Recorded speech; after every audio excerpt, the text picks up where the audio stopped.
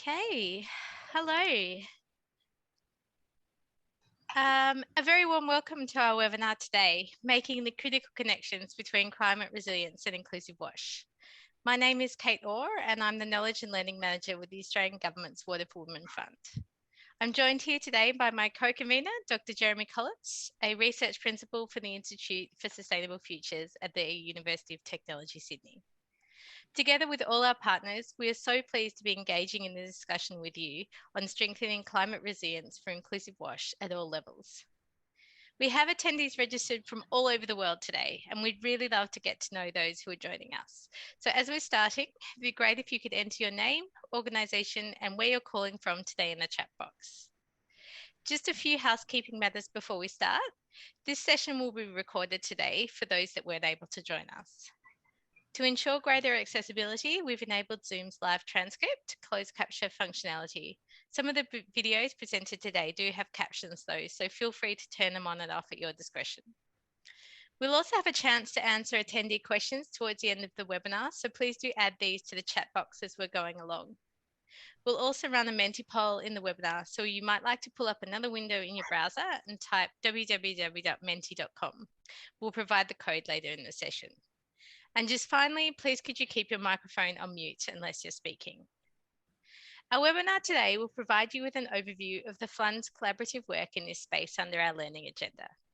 You'll hear from some of our partners through a range of presentations and have an opportunity to engage with panelists through an open and frank Q&A session. But firstly, to open the session, I'm very pleased to introduce Mr. Peter O'Connor from the Australian Government's Department of Foreign Affairs and Trade, DFAT. Peter is DFAT's Director of the Water Security Section. We're so pleased he could join us here today for this important discussion. Thank you, Peter. Thanks very much, Kate.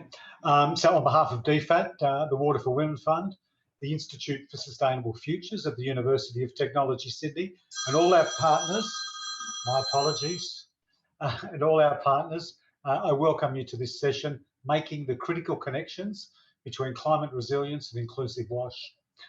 I'd like to start by acknowledging the traditional owners of the lands on which we work, live and learn. Here in Canberra, where I work, the traditional owners are the Ngunnawal people. The Ngunnawal have lived here and prospered here in what we now call Canberra for countless generations prior to European settlement in Australia. They still live here today and are an important part of the Canberra community. I pay my respects to the Ngunnawal people and to their elders past, present and emerging. So, climate change. The Australian Government recognises the very real and urgent need to strengthen the climate resilience of our international development work to ensure that what we do is sustainable. Our Water for Women program, I believe, is leading the way on this, thanks in part to some of the people that you'll be hearing from today. With an investment of almost $120 million over 5 years, with 20 WASH programs and 13 research projects across 15 countries in the Indo-Pacific region, Water for Women is the Australian Government's flagship international WASH program. It's also a fantastic program to be working on climate resilience and looking at how we make more climate sustainable WASH. As you probably all know, WASH services are highly vulnerable to climate-driven disasters like cyclones, floods, storm surges. WASH services are some of the first services to be affected by climate change. The thing about WASH programming, though, is it also provides a very critical entry point for promoting gender equality and social inclusion more broadly.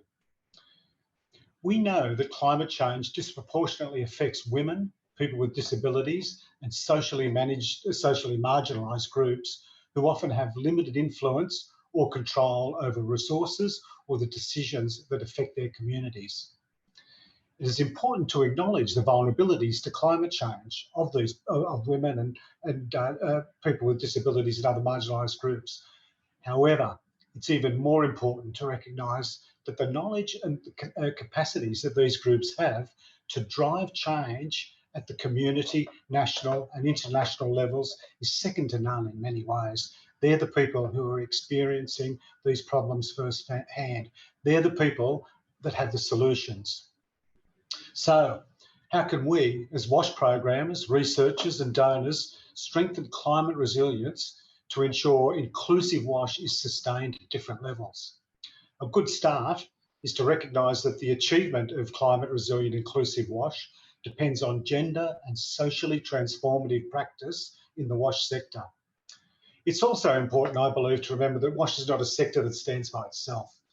If we want to ensure wash services are truly climate resilient, we have to see them as crucial components or a crucial component of other sectors, most notably, of course, the health, education and water resource management sectors. Throughout this webinar, we will explore how Water for Women's work is supporting climate resilience in the wash sector. We will explore pathways to inclusive wash to ensure greater climate resilience. You'll hear from Water for Women partners across the Asia Pacific and also be transported to Nepal and the Solomon Islands through videos from the field. The session is designed to be an engaging two-way discussion, so I encourage you to join in with our presenters and panellists during the webinar. I hope you'll find the discussion insightful, informative, and that you'll come away with a deepened understanding of new strategies and approaches to promote inclusion, equality, and climate resilience in WASH programming and research. I hope you all enjoy the webinar, and I'll pass you back to Kate for the front opening. Thanks, Kate. Thanks so much, Peter. We really appreciate you taking the time to be with us and opening this discussion today. Further to your opening, and on behalf of the Water for Women Fund and all our partners, we're so pleased to have you joining us here today for this timely and important discussion. As Peter highlighted, building climate resilience through our WASH programming and research is a key priority for the fund. WASH and climate change are intrinsically linked. Almost 3/4 of natural disasters are water related. And when they hit, they can destroy critical wash infrastructure and access and severely affect the health, safety and food security of thousands or even millions of people at a time. But as Peter highlighted, climate change does not impact everyone in the same way. Women and girls, people with disability, and other marginalised groups in at-risk areas are further disadvantaged by a changing climate. They are also the ones who are less likely to have a voice in decision-making and consultation processes, which means without intentional efforts for inclusion and empowerment, we miss out on their invaluable knowledge and capabilities that are crucial for learning and action in the sector. WASH is a critical entry point for building climate resilience, but it is only one amongst many, so it is so essential that we work together with other sectors to collectively support inclusive, climate resilient communities and institutions. That is why climate change is a key learning priority for the fund. Next slide, please, Em. Knowledge and learning is central for Water for Women and positions the fund as an important contributor to global knowledge development and sharing in inclusive WASH. Fund-generated evidence, centred on innovative and sustainable gender and socially inclusive WASH, supports fund partners to program for long-term impact. It also supports improvements and advancements in sector-wide WASH policy and practice. Guiding our collaborative K&L efforts across the fund is our learning agenda. Our agenda has 9 focus areas with a number of collaborative initiatives under each. It is a means by which to facilitate our collective learning processes, knowledge generation and sharing, as well as the uptake and use of new evidence amongst fund partners and the broader sector. We are hosting this discussion today as part of our extensive knowledge sharing and learning efforts on climate change in inclusive WASH across and beyond the fund. Over the last year, as part of a dedicated learning initiative led by Dr. Jeremy Collitz of ISF, our partners have come together to explore the critical connections between climate change and inclusive WASH. Next slide, please. As part of this learning agenda, our partners have developed a series of vignettes of our activities and outcomes in Water for Women projects across Asia and the Pacific with regards to climate resilience and inclusive WASH. We showcase our work in Papua New Guinea, Solomon Islands, Indonesia, Timor-Leste, Cambodia, Laos PDR, Nepal, Bhutan, Pakistan, and India.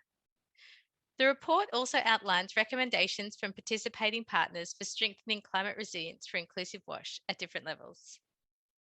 Is the slide still there? This collection of experience demonstrates that the WASH sector is already well positioned to integrate strategies to increase climate resilience, and that inclusive WASH can and should be the foundation of an inclusive climate resilient future. So, on behalf of our contributing partners and co-partners today, I'm absolutely delighted to launch this report. The report is available on our website and the link will be in the chat. It is intended for those in the global WASH sector and beyond who are keen to gain inspiration on how to strengthen gender equality and social inclusion within and as a means of achieving climate resilience WASH programming. A very big thank you must go to Jeremy Collitz for his leadership of this initiative and the development and collation of this report. Thanks also to our partners who contributed to the report: SNV, Thrive Networks, the Centre for Advocacy and Research in India, IDE, the International Rescue Committee, the International Water Centre of Griffith University, Plan International and Live and Learn, the International Water Management Institute and RTI International, as well as their co-partners, of which there are too many to name today, but thank you. Many thanks also goes to the advisory group for this initiative for all your input and guidance throughout the learning process, as well as my colleagues in the Fund Coordinator team. We are sure that you'll find this report a useful learning resource, and we hope that it sparks further discussion and action in the sector to build climate resilience for inclusive WASH.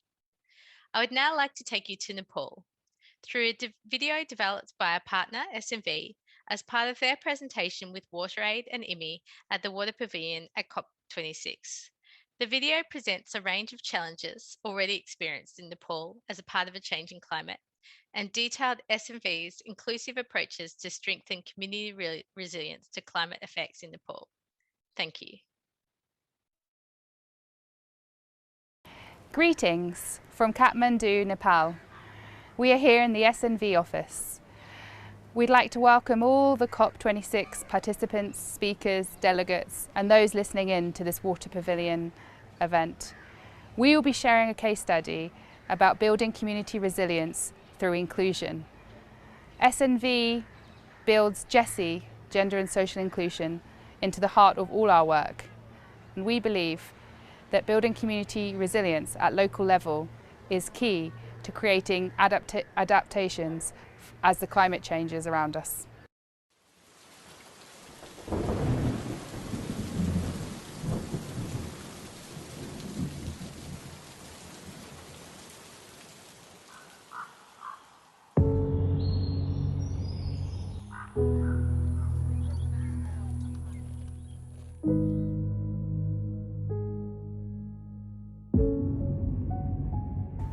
पहिला पानी सधैँ साउन महिना भदौमा पानी पर्थ्यो, समयमा धानको रोप्नी पनि हुन्थ्यो।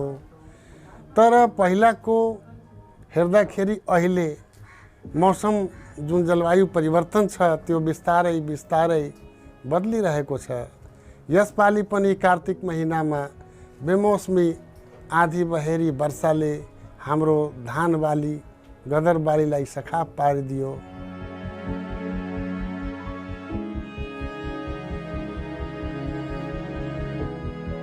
विपद पर्दाखेरि चाहिँ धेरै समस्याहरू हुन्छन्। खानको समस्या हुन्छन्, सुत्नको समस्या हुन्छन्, लुगा कपडा लगाउनको समस्या हुन्छन्, हिँड्न पनि समस्या हुन्छन्। समस्याको अन्तै छैन, त्यति समस्या हुन्छन्। यो जलवायु परिवर्तन भएको कारणले यहाँ कृषि उत्पादन पनि हुन सक्दैन। अब गरिब बालबालिका महिला पिछडिएका जुन वर्गहरू छन् उहाँलाई धेरै अप्ठ्यारो भइहाल्छ। लेबर क्लासको मान्छेहरू छन्, काम पनि बन्द भइहाल्छ। डुबान हुनुको कारण हामी अपाङ्गता भएका व्यक्तिहरूलाई पानी खानामा त दूषित पानी खानामा धेरै अप्ठ्यारो हुन्छ। बाटोघाटोलाई फोहोरो बनाइदिन्छ।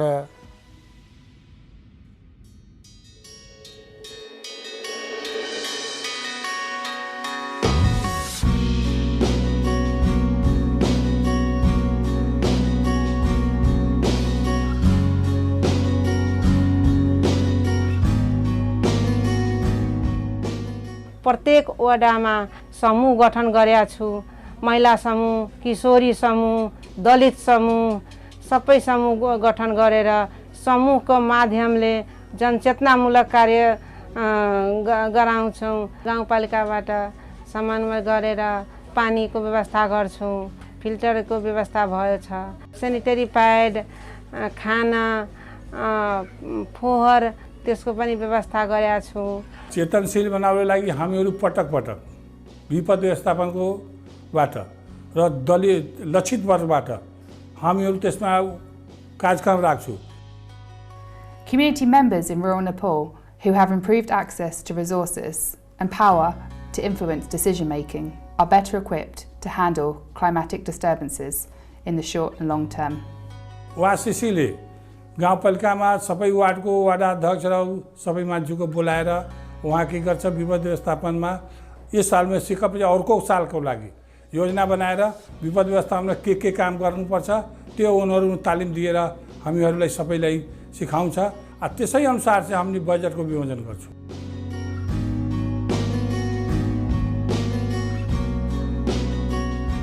SNV is supporting Government of Nepal in accessing inclusive, sustainable and resilient rural water supply services. So here the inclusiveness and climate resilience water supply services are very essential and important to provide to all the people to achieve the leave no one behind concept of sustainable development goal. Our case study shows building community resilience is fundamental as our climate changes around us. Inclusion is key to that. Whose voices are heard and whose problems are shared provides local government with the tools and information to make the right decisions around WASH.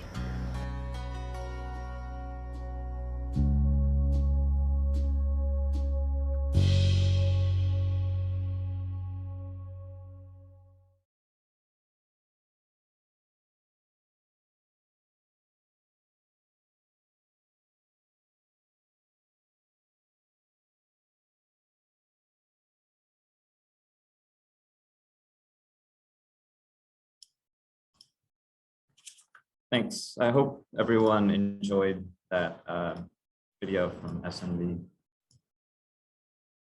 Before we get into some presentations from our partners on their work, I'd like to share some background on learning and knowledge sharing processes that the Water for Women Fund partners have gone through to consolidate our lessons learned on climate resilience and inclusive WASH. So this learning and sharing process came about as a result of an initiative by the Water for Women Learning Agenda, which sought to synthesize fund partners' experiences, learnings, and advice on supporting climate resilience for inclusive WASH and to share those with the broader WASH sector. This process went through 4 main phases. So first, we put out a call to all of our Water for Women partners to provide a brief overview of any work that they were doing that was related to climate change and WASH, even in a small way. We received many responses from the call, which we documented and shared internally with our partners. And the benefit of this is that it gave everyone a rapid and bird's eye overview of a variety of big and small climate-related WASH initiatives in the Pacific region. Next, we sought to collaboratively develop a definition for climate resilience for inclusive WASH. So there are many understandings of resilience, and we wanted to have a shared definition that was relevant to our diverse experiences and emphasized our values of equality and inclusion. So our climate resilience working group used a Delphi technique to iteratively review and refine resilience definitions until we arrived at consensus on a definition. And this is the definition that we arrived at. Climate resilience for inclusive WASH is the capacity of all people and of environmental, economic, and socio-political systems to cope with the negative impacts and take advantage of the opportunities associated with climate change, to advance equity in WASH access and decision-making power, and improve WASH-related environmental and public health and well-being. Transformative practices are required to achieve climate resilience for inclusive WASH. So our definition contains many concepts that our partners see as critical to achieving resilience and inclusion. The breadth of concepts emphasizes the importance of taking a pluralistic approach to climate resilience that recognizes its complexity. And unlike many existing definitions that focus on biophysical aspects of climate change, our definition of resilience emphasizes that climate resilience is laden with power relationships that must be addressed. We then use this definition to guide our partners to make contributions to our report.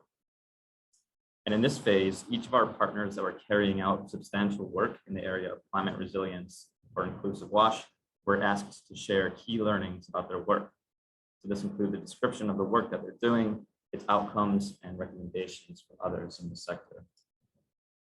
And then finally, we're holding this event today to share with others outside of the Water for Women funds about what we've learned so that the entire WASH sector can better acknowledge gender and social inclusion as a core component of climate resilient WASH. So the report that we're launching today contains 12 vignettes of projects addressing climate resilience for inclusive WASH across the Asia-Pacific region. Each vignette concisely describes the work that Water for Women partners are doing. It outlines how partners are handling the many interlinkages between gender and social inclusion and climate resilience in WASH and outcomes of their work. As Kate outlined earlier, the projects span the Pacific, Southeast Asia, and South Asia. They touch on both water and sanitation in rural and in urban areas.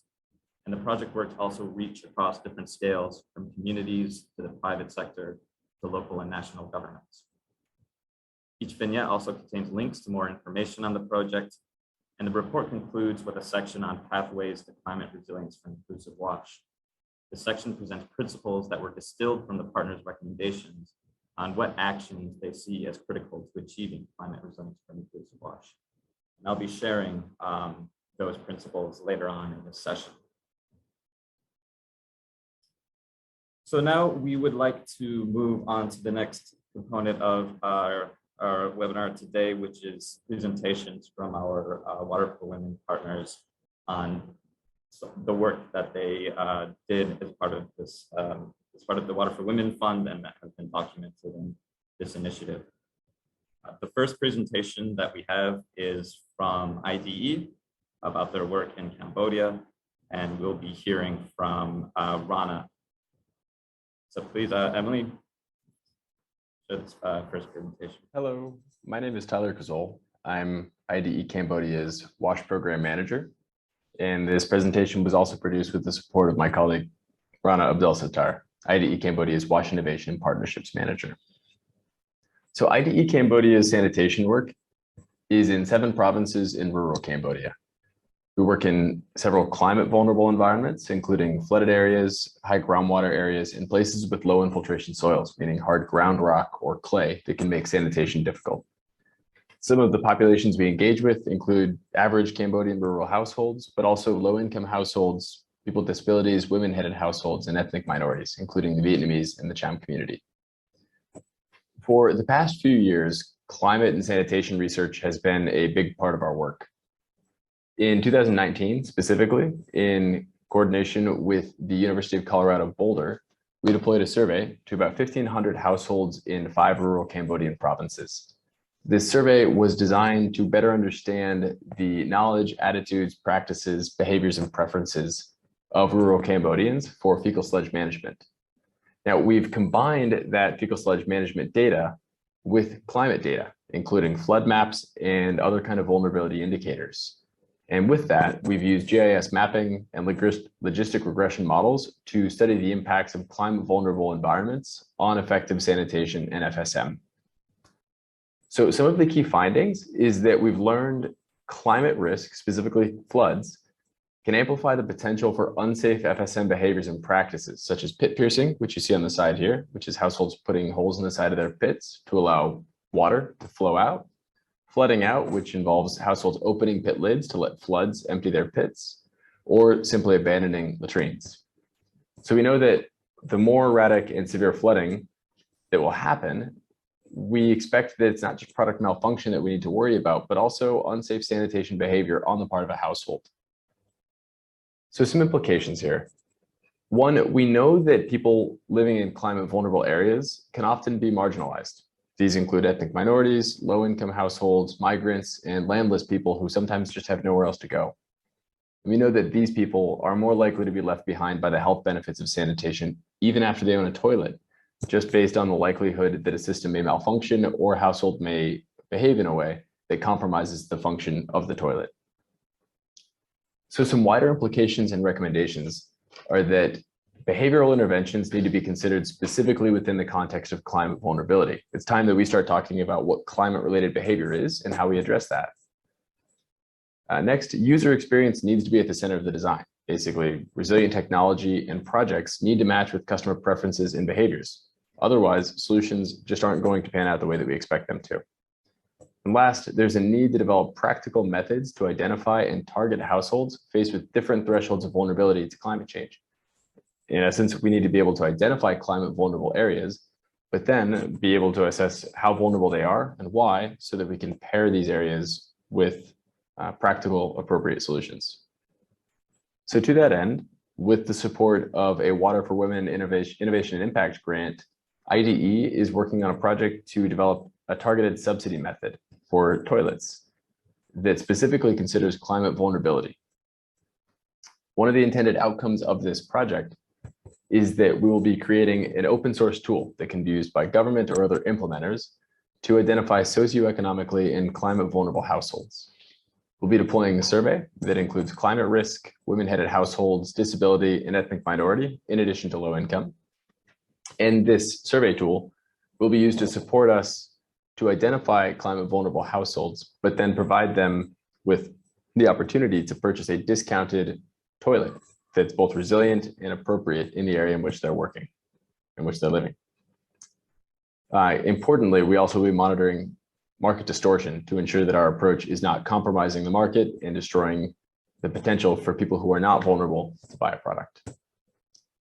So some implications and recommendations here. These are more needs that we've assessed that the sector could be considering based on what we've seen as gaps. The first is that it's time we start including climate vulnerability in GESI considerations and really thinking of it as another dimension of vulnerability. Looking through that lens can help us better serve the needs of our target populations. Next, we need to start generating evidence on the combination of resilience and vulnerability theory with pragmatic field-based realities and the intention to scale. Lastly, and to that end, we need to start developing practical and scalable means for identifying climate vulnerable households. And after we're able to do that, how do we actually reach them with resilient technology and services? The main focus here is on accruing evidence. If you have any questions or would like to learn more about our work, feel free to check out our website here. If you have any other things you would like to ask us now, feel free to drop a question in the chat box. Thanks.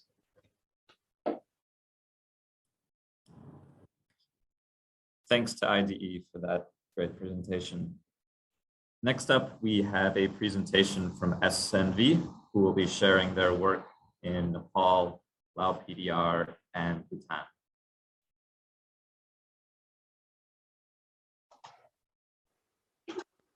Hello all, my name is Gabrielle Halcrow and I'm a Regional Project Manager with SNV. So the case study I'm sharing today is focusing on mainstreaming climate resilience within rural wash services with local government agencies. So as part of the Australian Government's Water for Women Fund, SNV's Beyond the Finish Line projects within Bhutan, Nepal and Laos focus on area-wide access to equitable and sustainable safely managed sanitation and hygiene services in 8 rural districts in Bhutan, 3 in Lao PDR, and looking at water services in 2 rural municipalities in Nepal, 1 in the lowland area of Tero and 1 in the hills region. So in these rural communities, climate hazards, floods, droughts, landslides, glacial lake outburst floods are already impacting on water services in the project areas. In particular, water security and flooding have implications for access, for technology choice, for drinking water quality and resource availability, and much more.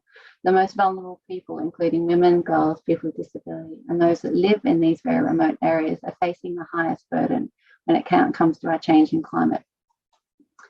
So SNV's approach recognises that local governments are the duty bearers of the human right to water and sanitation within their jurisdiction, And as such, our focus is on strengthening the capacity of the local government to integrate climate change resilience within area-wide rural wash services, within the systems, within the plans, within the budgets, and placing greater emphasis on these increasing vulnerabilities for groups. We're also working with rights holder organisations, with private sector providers and supply chains, along with developing knowledge with our partners and communities together with ISF of the inequal impacts of climate change on wash services and also wash-related behaviours. So our entry point is to consider both inclusion and climate resilience within each of the elements of area-wide service models at the local government level. So on this slide, you can see the example for rural water services on the left, and on the right is for rural sanitation and hygiene. And these are the approaches that we use globally across our projects. So using the example of rural sanitation with support from ISF, when we consider the different impacts that climate hazards and its variability directly has on physical access to sanitation, to local resources, and access to markets and livelihoods, we know that these impacts are unequal and that this is influenced by the social context. For example, the behaviours, the quality of the decision-making and voice, the power structures and the social norms. And so our work with local government at the district level considers how then gender and social inclusion and resilience are integrated within the different components of sanitation service provision to respond to this. So for example, in behaviour change communication, what behaviours need to be reinforced? When are we emptying these toilets in flood-prone areas? When we think about addressing social norms that make climate impacts harder on some people more than others, this is within our communication approaches. When we think about the supply chain work and creating demand, how can we make climate resilient latrines accessible to all, not just in terms of disability access, but also making them affordable together with the private sector? And when we think of the governance, what can we do around the participation and the quality of that participation in decision-making processes so we can ensure that all the voices and their experiences are heard in these processes? So the types of outcomes that we're working towards focus on increasing this awareness, looking at the quality of participation in local planning processes, strengthening the local government capacity and leadership to integrate within the services, the systems, the plans, the budgets, and also mobilising the existing knowledge, resources and capacities at these levels, including with strategic partnerships. So for example, in Bhutan, priorities for the National Rural Sanitation and Hygiene Programme, led by the Ministry of Health, have been identified, as well as actions within existing stakeholder meetings and forums, such as at the national, at the district, at the sub-district level, together with the DPOs. In Nepal, climate resilience objectives and inclusive practices are being integrated into the rural water development plans and the budgets. And these are being informed by focus group discussions with priority disadvantaged groups. In Laos, SNV and ISF are working on very practical guidance for local government to assess how the change in climate is impacting on different groups and how their existing district level sanitation plans can be modified to respond to this. And with ISF in Nepal and Laos, we're working with individuals within local government directly to become heroes, to become champions and advocates for climate action within their work. So moving forward, and in conclusion, whilst efforts to mainstream climate change resilience and the adoption of proven inclusive approaches are core, we need to ensure that it's not simply embedding more business as usual thinking. So rather than thinking about resilience in terms of how the things we are already doing are contributing to climate change resilience, instead think of resilience as that critical lens to point out what we are not doing yet and how that needs to change in the way we work. So thank you very much for your time. And on this screen, I'm just sharing some available further resources. Thank you.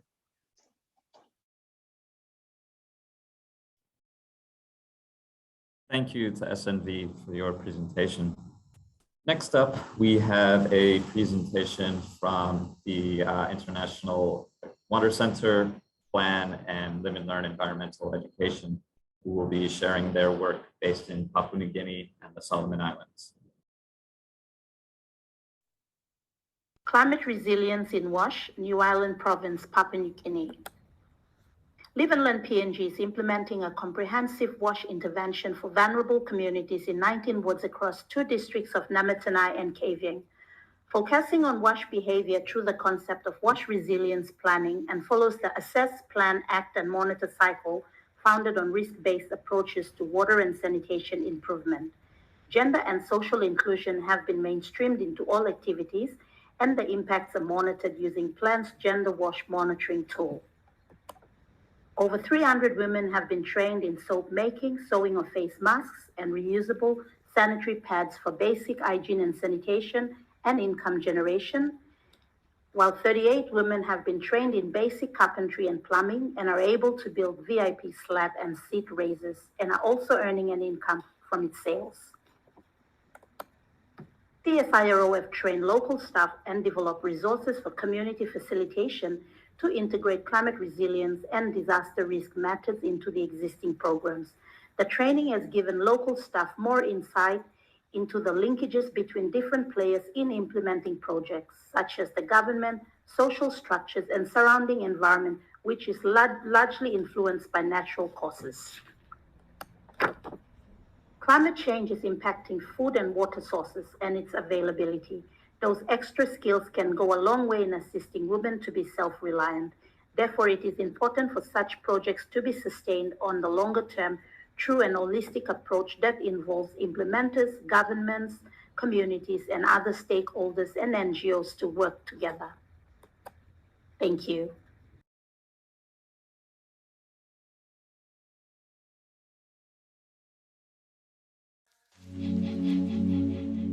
Solomon Islands is a group of nearly 1,000 islands in the Pacific, and 80% of the national population live in rural areas.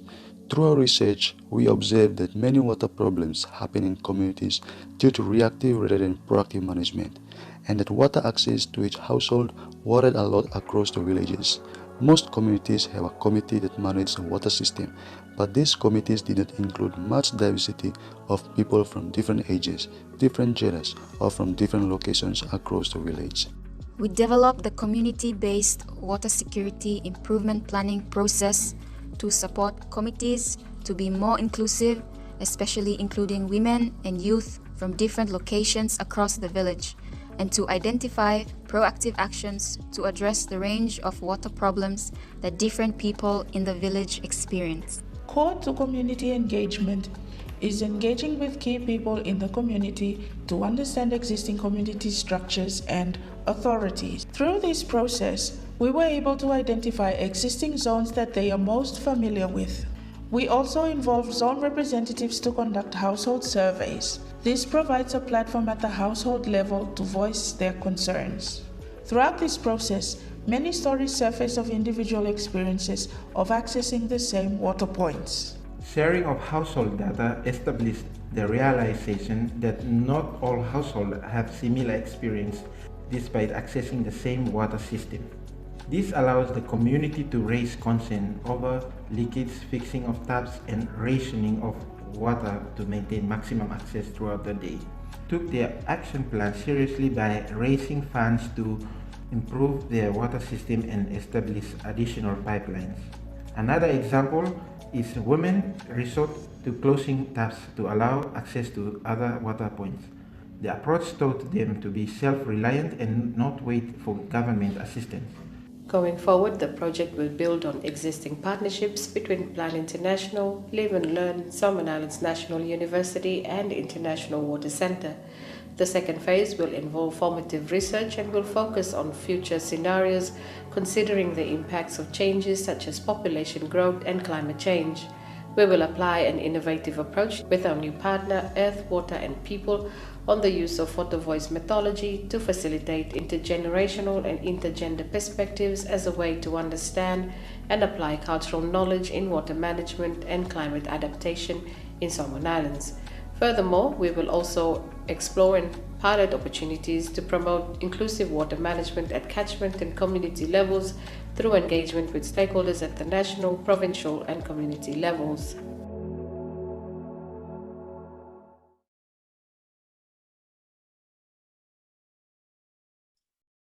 And thanks to IWC, Live and Learn, and Plan International for that presentation. So finally, we're to our fourth and final presentation, which is from the Institute for Sustainable Futures at the University of Technology, Sydney, who will be sharing their work done in partnership with Plan International and WaterAid in Indonesia and Timor-Leste.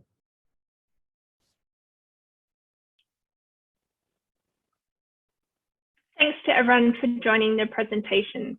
My name is Tamara McGaw and I'm an International Development and Gender Researcher at University of Technology, Sydney. In this presentation, I'm sharing about how our research practice project created positive gender and social inclusion outcomes, integrating considerations of climate resilience into inclusive WASH programming. Firstly, I'll introduce the Climate Change Response for Inclusive WASH project supported by Water for Women Fund during 2018 to 2021. The project was carried out through a partnership between the University of Technology, Sydney, Plan International and WaterAid. The project facilitated participatory community-based activities to draw out local knowledge about how people experience climate impacts on WASH unequally and how inclusion and equality contribute to WASH resilience to climate change. These activities were developed collaboratively between UTS researchers and Plan and WaterAid field staff through workshopping and field testing. The overall objective was to support CSOs to integrate assessments of climate impacts on rural WASH programming, especially in terms of gender and social inclusion outcomes for WASH. This supported Plan Indonesia's sanitation program and WaterAid Timor-Leste's water program. The guidance note and case studies are available on UTS's website. Now I'll share about how this project created gender and social inclusion outcomes and supported climate resilience in these two contexts of Indonesia and Timor-Leste. Through the project, CSO staff and stakeholders improved their understanding and knowledge about local climate change impacts on access to WASH, with consideration to gender and disability inclusion. A survey we conducted with project partners indicated an increasing confidence amongst WaterAid Timor-Leste and Plan Indonesia staff in conducting climate change assessment. In both these contexts, these participatory activities recognise women's role as decision makers and experts. Climate change and resilience considerations were also embedded within WaterAid's program cycle management for the BESI program. These quotes show that there has been an increased understanding and awareness of climate change impacts among project staff and stakeholders. The survey of project partners in Indonesia shows this quote. So at the beginning of the research, many of the field staff were reluctant to engage with the topic of climate change. So I think their comfort in talking about these issues indicates they are able to talk to communities and governments about the topic, which is enough to do an assessment along with the tools. The other survey of project partners in Timor-Leste says, this research is very important in helping service providers and the public to consider and identify the potential risks of extreme climate change related to water, sanitation, and hygienic facilities in the community. I'll also share around meaningful participation and voice of people with disabilities. Pasani, a physical disability organisation based in Kupang, supported Plan to pilot and improve the activity to assess the barriers that climate-related hazards create for physical accessibility of sanitation facilities. Now Plan Indonesia is working with local government to routinely conduct the assessment of sanitation facilities in communities it supports. There was also a virtual learning event facilitated by UTS and a CSO partners in June this year that provided an advocacy opportunity. A representative of LIDI, a disability people's organisation from Lombok, Indonesia, asked representatives from the Public Works Department how regulations for constructing sanitation infrastructure could be strengthened to better recognise access issues for people with disabilities. Supporting people with disability to voice their needs helps to create inclusive climate change responses for WASH as an effort to minimise climate change impacts on them. There are two conclusions I'd like to share with you. Firstly, in our experience of the project, it is possible to facilitate community members to explore localised climate change impacts from their own lived experiences. Communities can do take actions to support community resilience to climate change and sustainable access to WASH without relying on climate projections from external experts. Secondly, CSOs and governments should engage women's organisations and disability partner organisations in planning and implementation of climate resilience WASH activities. This is vital so that different perspectives can be represented in discussions and decisions made. Thanks so much for listening, and we look forward to receiving your suggestions and questions.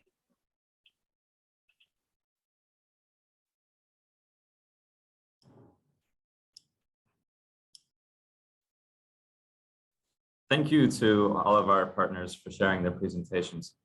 As a reminder, you can put your questions into the chat box, and then shortly we will be having a Q&A session with representatives from both the organizations you just heard from and other partners from the fund. So in addition to sharing of project work, the Water for Women Fund partners each put forth their ideas for what the WASH sector needs to do to advance climate resilient WASH in an equitable and inclusive way. We took in a wide range of ideas and formed them into 8 principles that we call the pathways to climate resilience and inclusive WASH. These are principles that we feel the WASH sector must follow if it wants to achieve climate resilience for everyone. The first principle is we must acknowledge the gendered and socially differentiated nature of climate impacts on WASH access and act accordingly. Climate change touches everyone's life, but the ways in which diverse people are affected and the magnitude of the burden they experience varies greatly. Research, practice, and policy in the WASH sector must explicitly acknowledge these differences and seek to remediate inequalities. Inequalities and climate change impacts on WASH arise out of complex and context-specific social drivers, so we cannot remediate inequality without intervening in the social context that produced them. Number 2, we must raise the awareness of women and marginalized groups when discussing climate change and WASH. Climate change is a new problem to many, and you can't fight what you can't see. People at all levels need to know about the monumental challenge to be overcome. Within government and civil society, the WASH sector must support knowledge brokers that communicate key information about climate change to decision makers and to the public. Critically, this information must be delivered in a format and through media that is accessible, understandable, and relevant to women, children, people with disabilities, the poorest people, people with low levels of literacy, and others who may receive information in different ways than the majority. Number 3, we must ensure the meaningful participation of women and marginalized groups. Participation has been espoused as a value in the WASH sector for decades now, and climate change makes it more important than ever. We need to redouble our attention on participation in climate discussions, and inclusion of women and marginalized groups in discussions must become the norm everywhere. It should feel weird to not have inclusive decision-making processes within government and civil society. This entails that women and marginalized groups are not just allowed to have their voices heard in identifying climate risks to WASH and possible solutions, but also that they are enabled to have their voices heard. Number 4, we must integrate climate resilience and inclusion into national and subnational WASH policies and strategies. Governments are the leaders here. They must articulate visions for climate resilient WASH that are explicitly inclusive. They must develop plans for achieving those visions that are accompanied by targets and indicators that show progress that is equitable. It is also ultimately the government's role to coordinate public and private actors to make these plans a reality. Finally, the WASH sector has a role to support the government to seek and obtain climate financing for water, sanitation, and hygiene, with funds explicitly earmarked for advancing equality and inclusion. Number 5, we must mainstream climate resilience into existing inclusive WASH service delivery and programming. Climate resilience, like gender and social inclusion, is a cross-cutting issue. They're not issues that should be compared with other issues in a competition for resources, but should be seen as an integral part of any WASH service or program.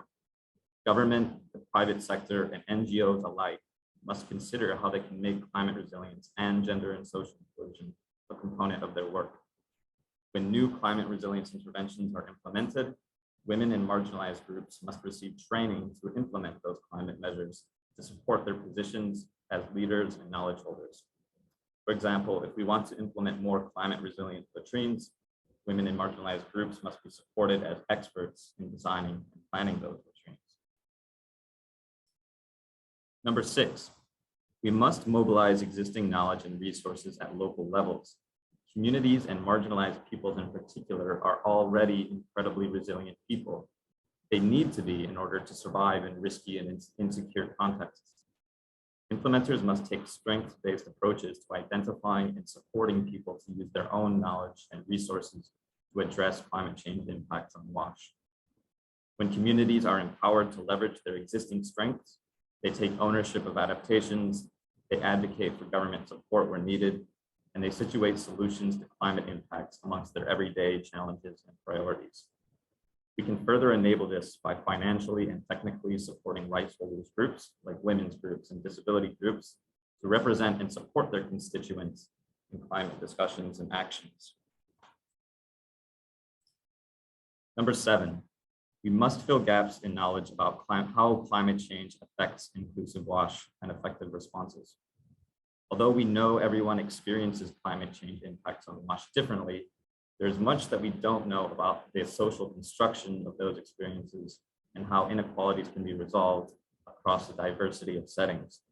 Donors must invest in research that is specifically targeted at understanding and addressing the unequal impacts of climate change on WASH. Further, researchers, practitioners, and government must collect disaggregated data relating to climate resilience and WASH so that we may better understand the extent and nature of inequalities in climate vulnerability. And finally, and most importantly, number 8, we must transform unequal power relations that create inequalities and deficits in human development and security. Climate change is just as much of a social problem as it is a physical one. We must seek out the root causes of climate vulnerability and transform them. This includes household, community, and other social norms about who holds what responsibilities and who gets to make what decisions. It also includes reimagining development work to address economic and governance systems that create disadvantage and insecurity in the first place. This might feel like it's beyond the remit of the WASH sector, but as long as we wait for someone to come along and make these transformations, these issues will persist. We often get frustrated with our leaders that we feel are too slow to enact policy to cut greenhouse gas emissions, and rightfully so. But we need to have the same level of urgency in terms of pushing ourselves to transform unequal power relations. Historical evidence shows that past societies existed with populations big enough to fill entire cities and yet had no signs of substantive inequality across the lines of class. So if it's possible for past societies to achieve this level of equality, surely it's possible for modern societies to do so as well, as long as we commit our attention and energy to it. So thanks everyone for listening in onto these principles that were developed collaboratively between the Water for Women Fund partners. I will hand off to Kate now, who is going to introduce our Q&A now.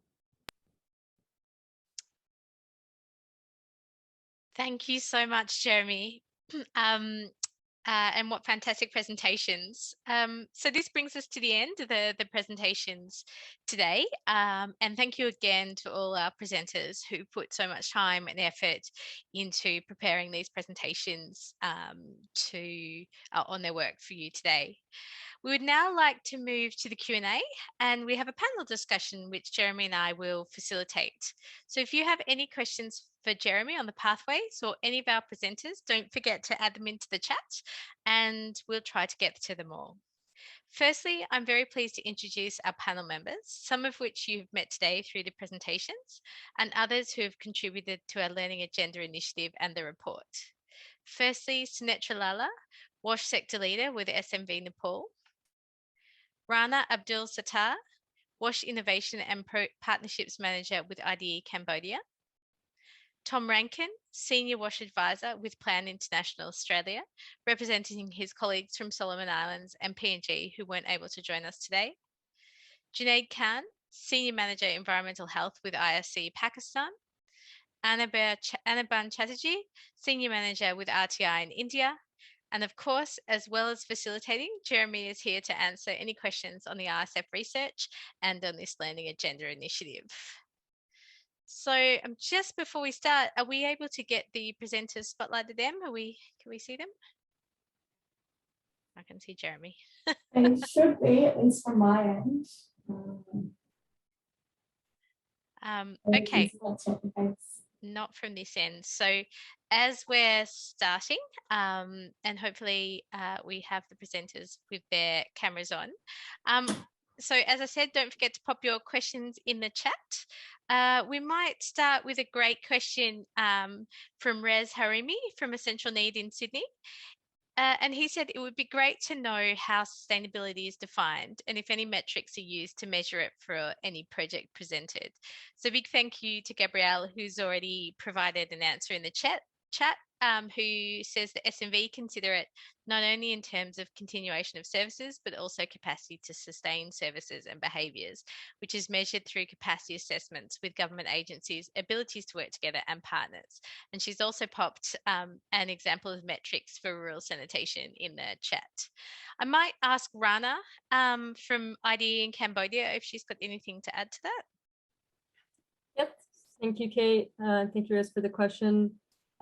So how I think we should see it in general, when we talk about just WASH on its own, it was WASH, basically WASH as a holistic WASH systems approach is kind of what sustainability was.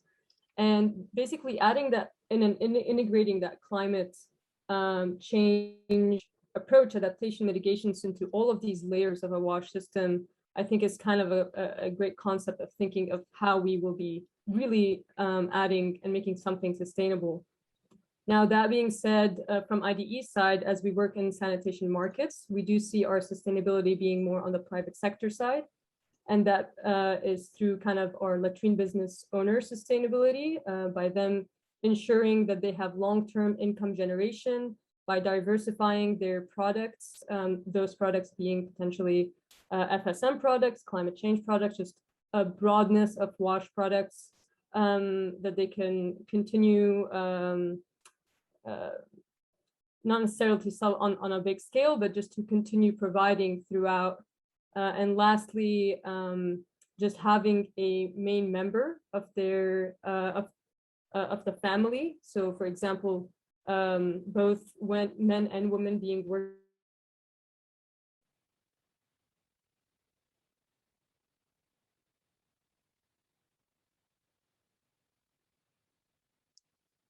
We seem to have lost Rana's connection for a second.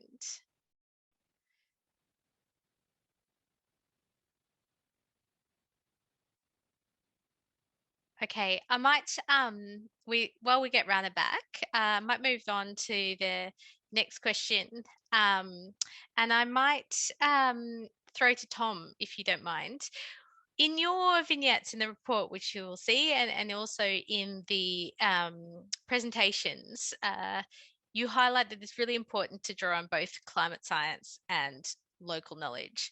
We're just wondering if you could elaborate a bit on that. Why is it so important to draw on both the climate science, but also the local knowledge when addressing climate change impacts on inclusive WASH? Thanks, Kate. Well, I think Jeremy touched on the critical nature of local knowledge and acknowledging that. And I think the important point there is the inherent resilience that most of the communities we work with have, and that we really need to be mindful of that. In many cultures, I think in many contexts, there's processes and systems for passing down knowledge through generations, and there's obviously the experience of existing generations that we work with, and so it's important that we acknowledge that in taking a strengths-based approach, I think, to our work, and that means I guess there's information regarding water sources, which ones dry up and which ones are more resilient to different vulnerabilities, for example. And similar, I think there are things that the communities may not be as aware of that we, with the access to climate science, can fill some of those gaps. And again, I think what we're finding with our work with CSIRO, for example, in the Solomon Islands, looking at climate science, AMPNG, sorry, is that, I think some of that information, there's a lot of uncertainty in climate predictions, but there's also a lot of variation depending on the context that you're working in as to how useful that may be at a community level, particularly acknowledging the fact that communities are very pressed with lots of priorities for immediate concerns, which may at times come at the cost of longer term future planning, and reasonably so. And what we've found, I suppose, is that climate science in particular, I think, has really helped building an understanding of that within our implementation team, has helped them to understand what climate change is and what it perhaps the different ways it can present and some of the different futures that are possible with a variable climate. And that's really improved their confidence and their agency in engaging communities in the work. So I think that's an important point.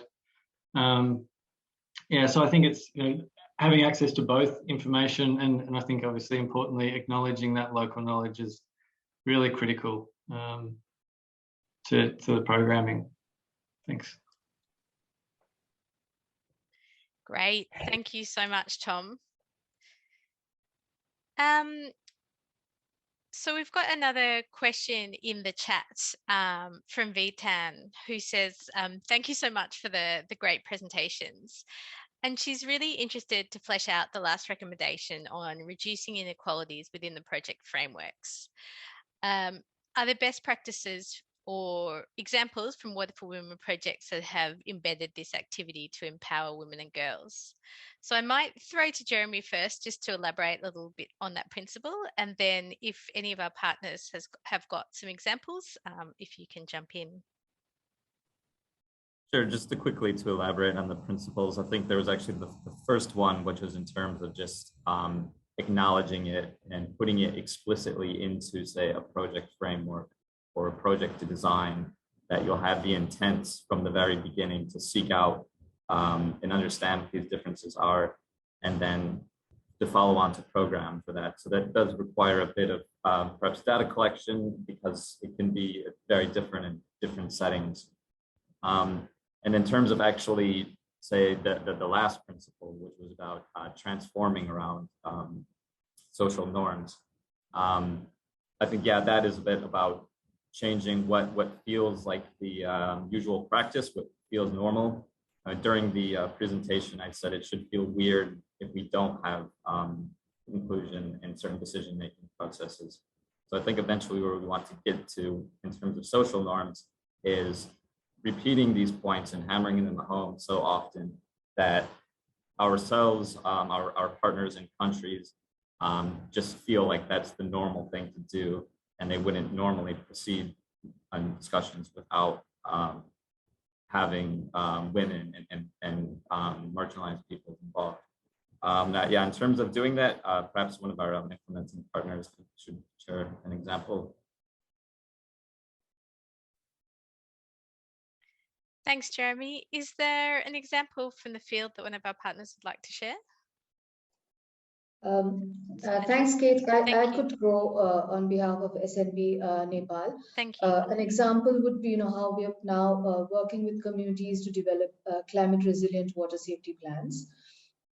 And in doing so, we are reforming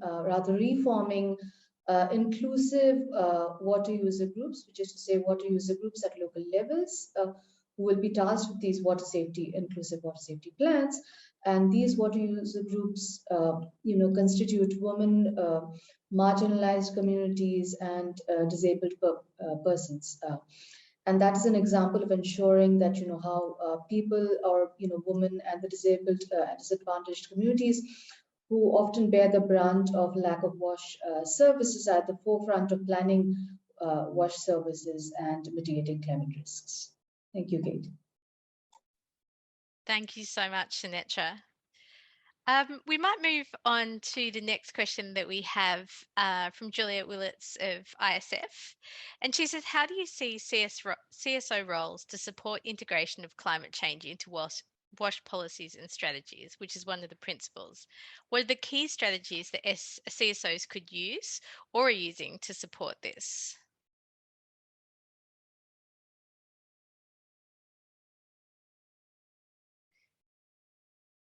Jeremy, do you want to jump in from your earlier work, and then we'll give another of the partners a chance to maybe give an example of some of the strategies they're using? Sure. Well, yeah, I guess from what I've seen is obviously it's the government who signs off on a policy and drafts a policy.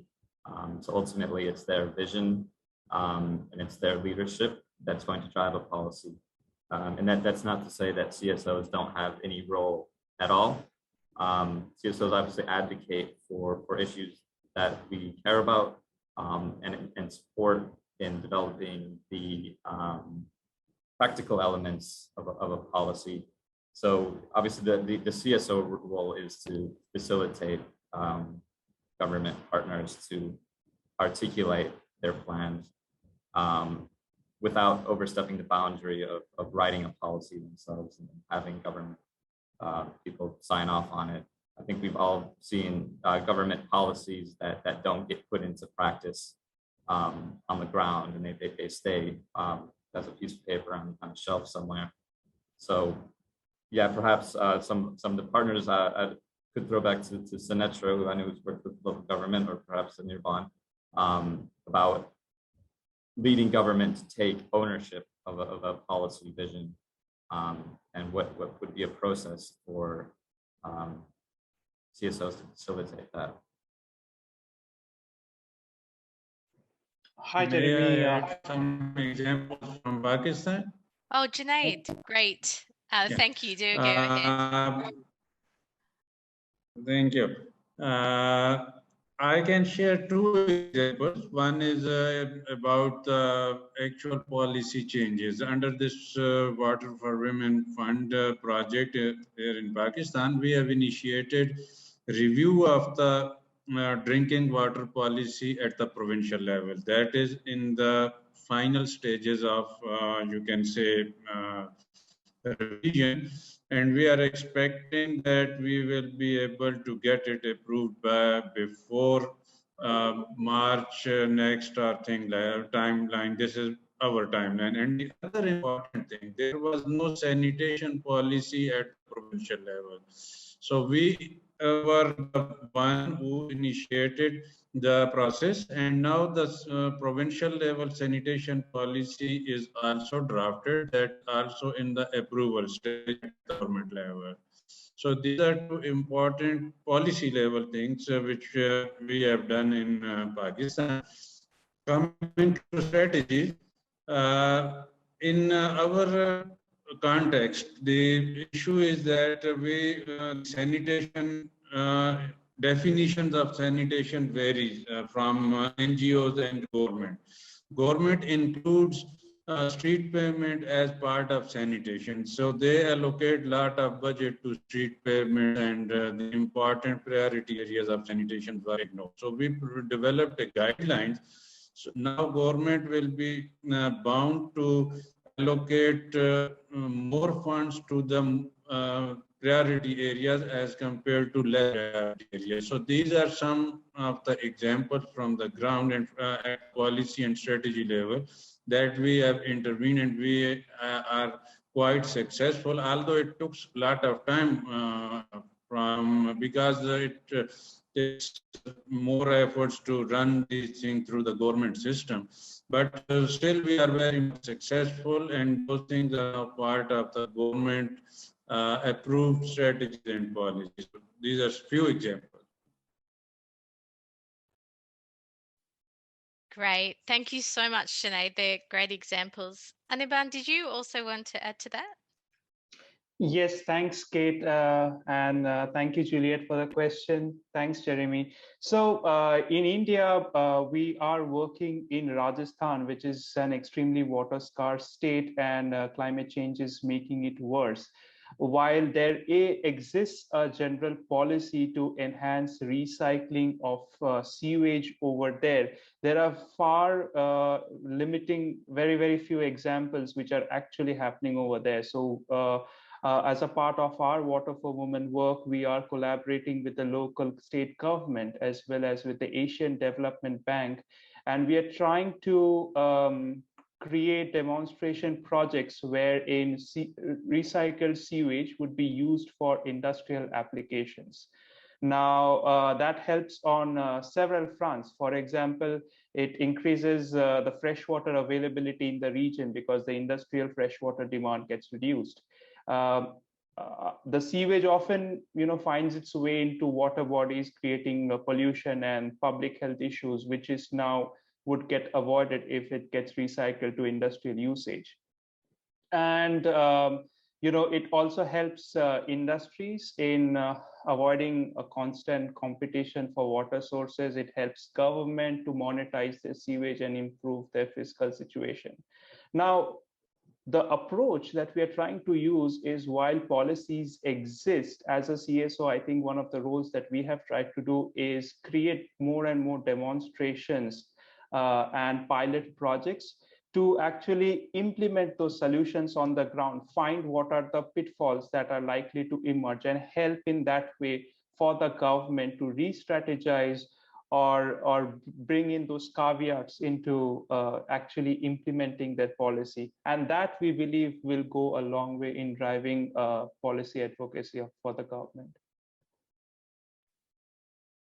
Fantastic. Thanks, Jeremy, Junaid, and Anaban for those great examples.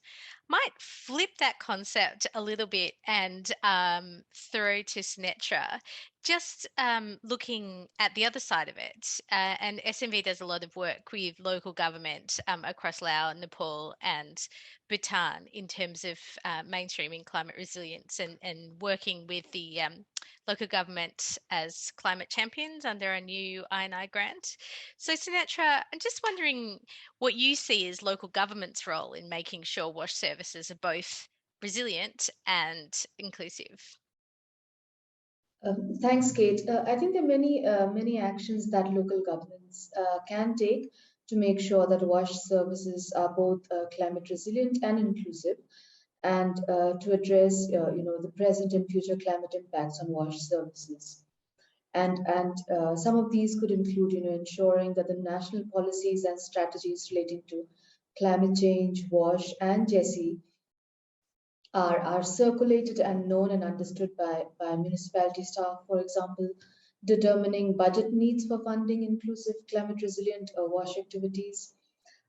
These in turn can include preparing for climate hazards and funding disaster recovery with the GESI focus, and of course also integrating climate resilient objectives into strategic WASH plans at local levels. These would be some things that local governments can certainly do to make sure WASH services are climate resilient and inclusive. Thank you, Kate. Thank you so much, Sunetra. Great examples as well from your work in Nepal.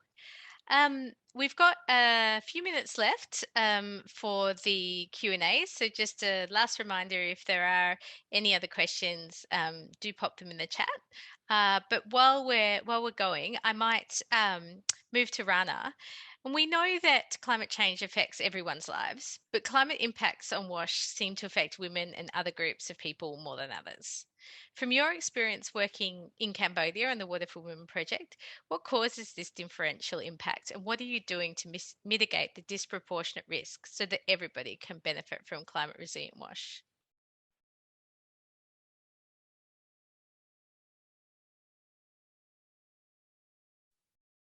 Have we still got Rana? She seems to have frozen. Your Rana? question is for me? No, for Rana. Junaid? We've got it back. That's excellent. Yes, I'm sorry. If No I cut out, problems. I'm sure Tyler can jump in here.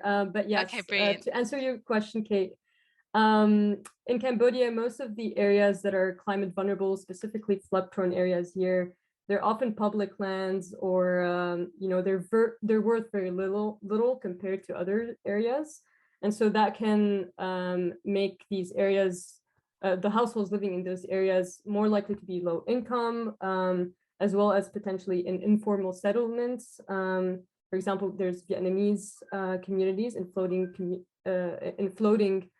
communities here in Cambodia. And so, in other words, living in climate vulnerable areas, you're more likely to have this additional socioeconomic and political complications that will come and have more challenges with technical problems of WASH in general in those areas. So just a quick example, investing a permanent WASH infrastructure in a landless community, if it's not legal politically, it might have a lot of complications on that term. And so what we're doing, as Tyler had mentioned quickly in one of our presentation, we are through the INI Water for Women Fund.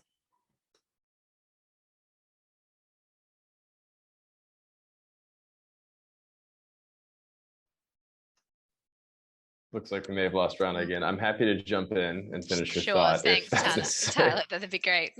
Sure, yeah, no problem. So Rana was just mentioning that through the Innovation and Impact Grant, we're really specifically focusing on what those barriers are, what those other intersectionalities are between vulnerability and these climate vulnerable areas. So part of it's a research component, and the other part is purely practical, and figuring out, now that we know who these people are and where they are, how we actually solve their problems and find ways to make a product more affordable.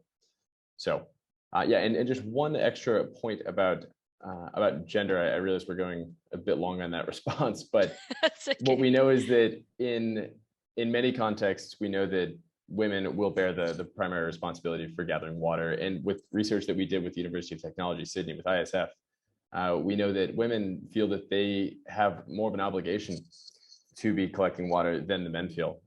And so just generally, if that is the case, then the more water-related climate issues that we have, the more clearly women will be feeling that burden, and the more they're going to be obligated to be doing more work. So just to tie that up in a bow. Thanks, Tyler. And thanks so much, Rana. I see we've got you back. Oh, no, we've lost her again. I was going to ask if she had anything to add, but thanks, Tyler. I think that you've tied that one up nicely. So I think that brings us to the end of our Q&A session. So a very big thank you to everybody that's given up their time to be on the panel today. Many of our panelists are calling in from the field and in places with challenging internet. So really appreciate them taking the time to speak with you today and share their examples. So I might hand over to Jeremy now for a Menti exercise. Thanks, Kate. So as Kate just mentioned, we're going to have now a Menti activity to give each of you a chance to share some of your thoughts via the magic of the internet. So you see on your screen now, we have a question for you. Earlier, I presented 8 principles on pathways to climate resilience for inclusive WASH. And our question for you is, which of these principles resonate with you the most out of the 8? So if you look on the screen at the top, you can go to www.menti.com. You can do this through a browser or on your phone, and it should prompt you to enter a code. The code is 71507395. That code is also, and the link is also in the chat box. So please have a look. And I think it prompts you to vote for your top few favorite principles. So have a look, and as you can see, we've already had a couple of people vote.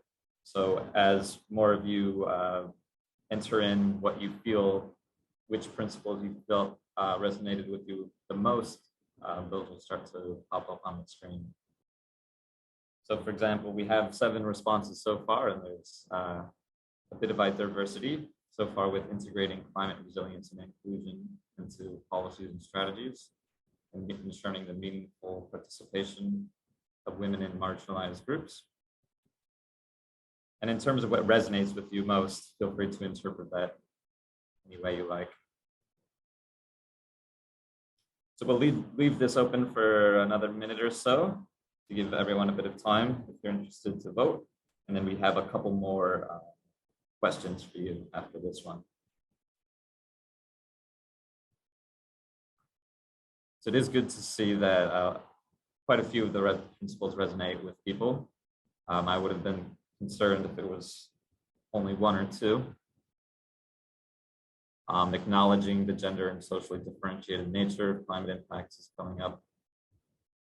Again, mainstreaming climate resilience into the existing inclusive WASH, transforming unequal power relations that create inequalities in the first place.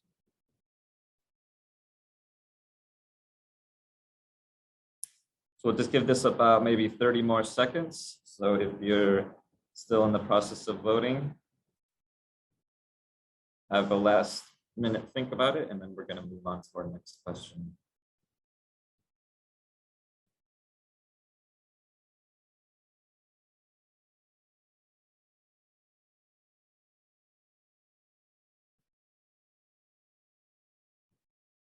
Okay, we have 25 votes, and first place so far at the moment is mainstreaming climate resilience into existing inclusive WASH. So really interesting to see the spread here, actually. I think we'll move on to the next Menti question now. This should automatically come up on your screen if you're already logged into Menti. You should need to enter the code in again or anything. And this question is, what is needed in the WASH sector to better support organizations to progress against these principles? So it's an open-ended question, and you can put in more than one answer if you like. So please take a moment to think about what is actually needed so that we can actually achieve those principles that we talked about. So as someone's pointed out, climate financing is quite critical, especially coming out of COP26. We know that climate financing is likely to be increased for adaptation and resilience across the world.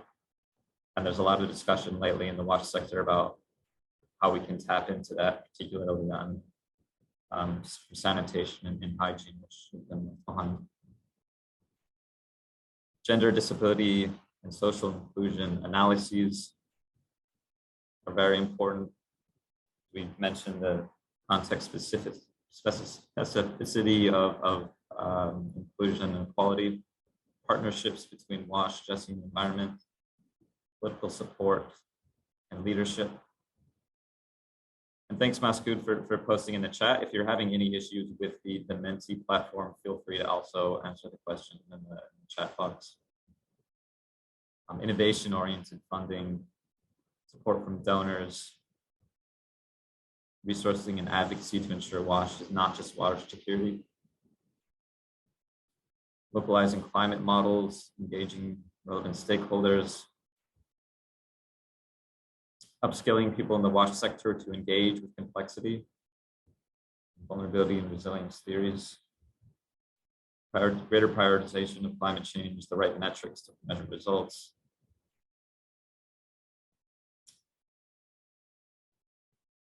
There is a lot of work to do, but it's great to see that everyone's really across all of the different aspects that we do have to get across, and all of these are very true. So we'll just leave, I think, that maybe a tick longer, and then we're going to go to our last question.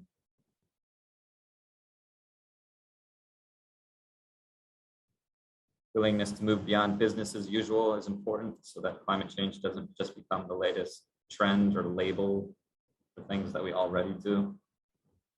So thanks, everyone. We're getting low on time, so we'll move to the last question now. And that's, what will you do as individuals or within your organizations to better support equality and inclusion program or organization for more inclusive and climate resilient WASH. So please take a couple minutes to share your thoughts on that.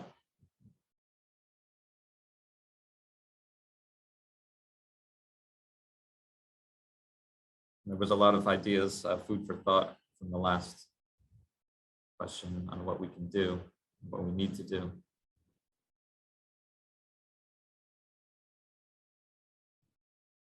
So introducing climate knowledge at school and college level education is interesting. And again, inclusive stakeholder engagement, leadership within our own organizations, building our own capacity, which is very true. If we really want to engage with climate issues, we do need to have the right skills and knowledge ourselves in order to engage other people in government and the private sector and communities.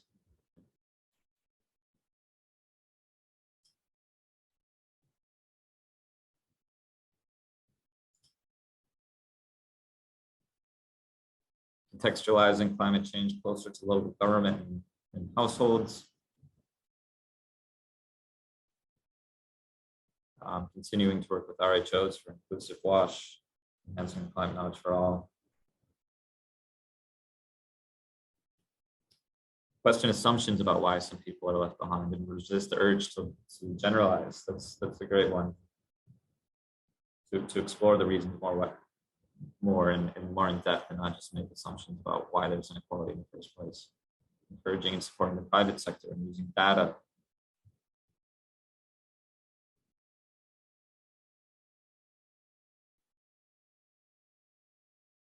Leaderships come up multiple times. It's critical to develop.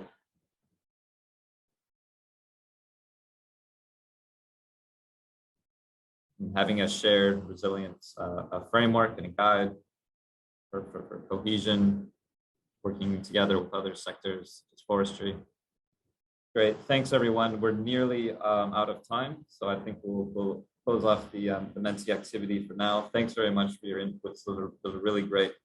I'm going to hand over to Kate now to wrap up the session for us.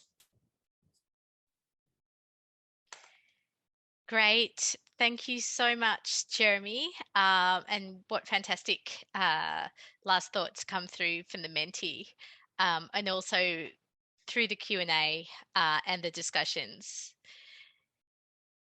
What I hope that today's discussion has highlighted is that inclusion really is key to building resilience faster and more sustainably.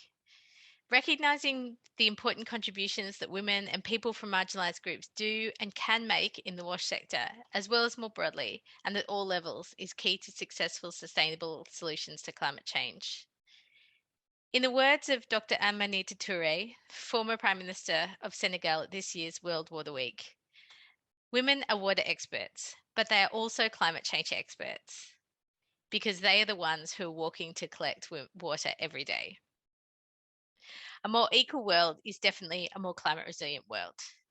And what has struck me when listening to the presentations and the panelists and what's coming out through Menti is that we really need to have intentional and inclusive strategies to build inclusive and resilient communities and institutions. It doesn't happen on its own, but we definitely want to get to that point where it's integral to the way that we do things. Again, the link to the report is in the chat. Do jump on and download it, and we hope it serves as a useful resource for you all.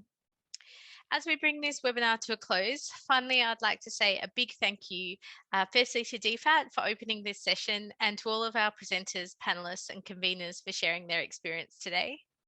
To ISF for leading this Learning Agenda initiative and for all of Jeremy's work on the report and in the preparation for this webinar today. And to all our partners and co-partners that have contributed to the report and the broader Learning Agenda initiative.